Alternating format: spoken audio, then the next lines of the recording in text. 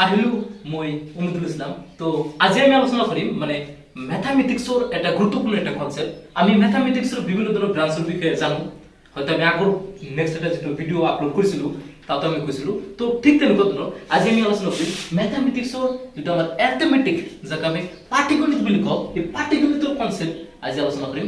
যদি কোনোবা এজন ব্যক্তিয়ে বা যদি কোনোবা এজন স্টুডেন্টে কি কৰি আছে মানে গট এক্সামৰ কাৰণে মানে জবৰ কাৰণে প্ৰিপেয়াৰ কৰি আছে, তেনেহ'লে মানে ম্যাথামেটিক্সত গৈ কি প্ৰব্লেম হয়। আৰু সেইকাৰণে মই আহিছো ম্যাথামেটিক্সৰ যিকোনো ধৰণৰ আমি প্রবলেম ইয়াতে সলভ করিম। আর আজি যেটো আলোচনা করিম এটা আর বেশি ইন্টারেস্টিং হবো, যেটো অ্যারিথমেটিক মানে আমি যেটো পাটিগণিত বুলি কয় সেইটো আমি সলভ করিম। তো বেলেগে বিভিন্ন ধৰণে সলভ কৰিছে আৰু মই বিভিন্ন ধৰণে সলভ ইয়াতে চাওক যে ফাইন্ড দ্য ভ্যালু অফ মানে ইয়াতে চাওক 1 প্লাস এনেকুৱা ধৰণৰ আছে মানে কি আছে 0 এলিমেন্ট লৈকে 0 আছে, তাৰপিছত এটা হোল স্কয়াৰ সূত্ৰ মানে এইটো বাট কি বলে ফাইন্ড আউট কৰিব লাগে। তো আমি সকলোৱে নিশ্চিত ভাবে জানো যেটো আমাৰ বাইনোমিয়াল থিওৰেম বুলি এটা থিওৰেম আছে, যেটোক আমি এলজেব্রা যেতে আমি পড়ো তেতিয়া আমি বাইনোমিয়াল থিওরেম বুলি এটা থিওরেম আমি নাম শুনিছিলো।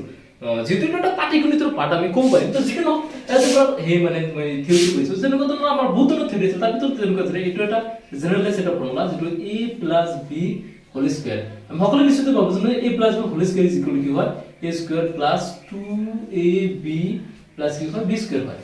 আমি এইটো সকলোৱে জানো, কিন্তু কথাটো হৈছে যে এই ফৰ্মুলাটো ভুল। অ্যাকচুয়ালি মানে ভুল বলে আমি কব নোৱাৰিম, কিন্তু কন্ডিশন সাপেক্ষে ফৰ্মুলাটো ভুল।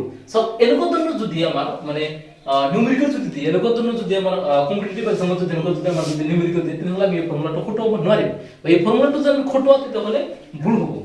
ঠিক আছে, কিয় ভুল হ'ব মই এইখিনি কম। তো সব এই প্ৰশ্নটো আমাৰ সলভ কৰিব লাগে যে find the value of 1 plus মানে 0 পয়েন্ট, এতে পয়েন্ট ইয়াতে কি আছে 0 1 2 3 4 5 6 7 8 9 10 11টা আছে, তারপর 8 হোল স্কয়ার আছে। এটা মন করি সব এটা কিন্তু ইম্পর্টেন্ট, ইয়াতে হোল স্কয়ার দি আছে। সো এটা আমরা কি লাগে কোশ্চেনটো সলভ কৰিব লাগে। ঠিক আছে, এইটো মানে এইবিলাক মানে যেবিলাক কম্পিটিটিভ এক্সাম আমাৰ সময়ত এনেকুৱা ধৰণৰ মানে কোশ্চেন বিলাক আমি দেখা পাওঁ, বা এনেকুৱা ধৰণৰ কোশ্চেন বিলাক আহে। তো সব এইটো বহুতে কি কৰিব ইয়াৰ এনসাৰ যেটো আছে এইটো টিক কৰি দিব, কাৰণ যেটো আমি a + b হোল স্কয়ার যেটো সূত্র পাইছো এই হোল স্কয়ারের সূত্র অনুযায়ী এইটো হয়। কিন্তু এটো নহব, কারণ এটো চাও এই সংখ্যাটো এটা ইন্টিজার নাম্বার নহয়, এটো ফ্র্যাকশন নাম্বার হয়। মানে যদি এটো অখণ্ড সংখ্যা হল হয় তেতিয়া হলে হয়তো এটো ফর্মুলা এটো তেতিয়া হবে, ফর্মুলাটো তেতিয়া ভ্যালিড হ'ব যদি a b belongs to z মানে অখণ্ড সংখ্যা যদি অন্তর্ভুক্ত হয়। যেহেতু a b belongs to not belongs to z মানে অখণ্ড সংখ্যার অন্তর্ভুক্ত নহয়, a b কি হয় ফ্র্যাকশন নাম্বার হয়, a b কি হয় belongs to কি ফ্র্যাকশন নাম্বার হয়। যেহেতু এটা ফ্র্যাকশন নাম্বার হবে সো গতিকে এই ফর্মুলাটো a + b হোল স্কয়ার ফর্মুলাটো না মানে গতিকে এটা কি হবে ভুল হবে।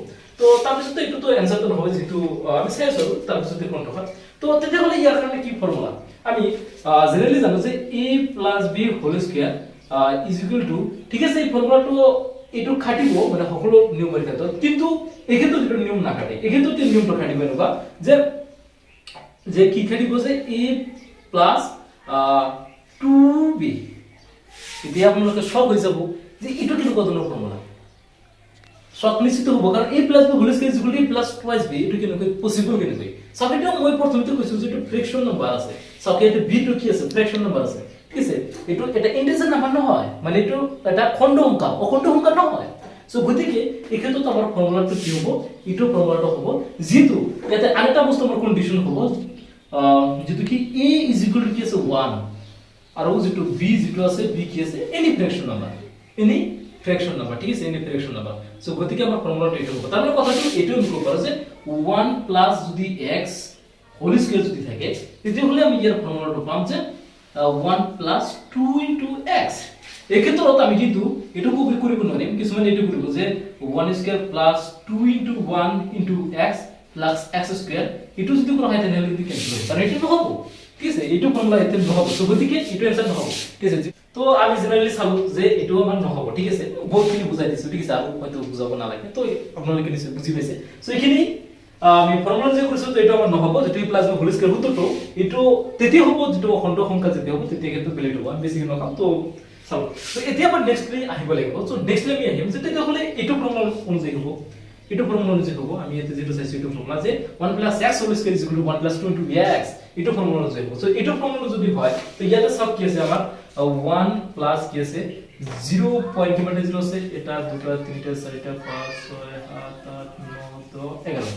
তো তাৰপিছত কি আছে 8 আছে সো এইটো কি আছে হোল স্কয়াৰ আছে সো গতিকে আমাৰ এইটো ফৰ্মুলা অনুযায়ী আমি ইয়াতে আনিম সো এইটো ফৰ্মুলা অনুযায়ী আমি ইয়াতে আনো সো কি হ'ব আমাৰ প্ৰথমে 1 আহিব ইয়াতে 1 আহি যাব তাৰপিছত কি আহিব 2 ইনটু কি আহিব আমাৰ এই সংখ্যাটো আহিব সো 2 ইনটু কি হ'ব 0.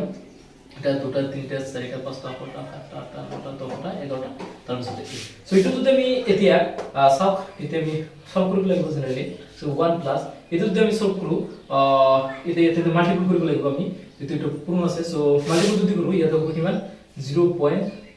এটা দুটা তিনটা চাৰিটা পাঁচটা ছয়টা সাতটা আঠটা 9 10 তাৰপিছত কি হ'ব 8 দুগুণ কিমান হয় 16 হয় তো ইয়াতে কিন্তু আপনি কিছুমান ভুল কৰিব সব ইয়াতে 0 কি আছে আমাৰ 11টা মান 0 আছে ঠিক আছে পয়েন্টের পিছত দশমিক সংখ্যার পিছত 11টা মান 0 আছে কিন্তু ইয়াতে কিন্তু 10টা হ'ব কারণ যেহেতু ইয়াতে মানে 16 আহি যাব কারণ ইয়াতে গড়টো কি হ'ব 5 হ'ব ঠিক আছে ইয়াতে সব পসিবল কারণে ইয়াতে কিন্তু সব পসিবল কারণে ইয়াতে 11টা 0 দিয়া আছে সব 1 2 3 4 5 6 7 8 9 10 11 পসিবল কারণে এইটো কি আছে গতিকে এইটো আমি आंसर নহব আমাৰ आंसरটো কি হৈ যাব आंसरটো আমাৰ এইটো হৈ যাব ফাইনালি আমাৰ এইটো आंसर নহব आंसरটো আমাৰ এইটো হৈ যাব সো গতিকে আমি চালো যে আমাৰ যেটো ফাইনালি যেটো आंसर সো आंसरটো হৈ যাব 2 নম্বৰটো কি হৈ যাব এইটো কোৱেশ্চন आंसरটো হৈ যাব সো মানে কি মই ইয়াৰ আগতে আৰু নেক্সটলি মানে দুটা ভিডিও আপলোড কৰিছো এই ম্যাথমেটিক্সৰ মানে ওপৰতে সো আমাৰ এটা প্লেলিস্ট আছে এটা কম্পিটিটিভ ম্যাথমেটিক্স বুলি এটা প্লেলিস্ট আছে সো আপোনালোকে যদি ভিডিওটো ভাল পায় তেতিয়াহলে মানে তাত গৈ কি কৰিব চাব পাৰিব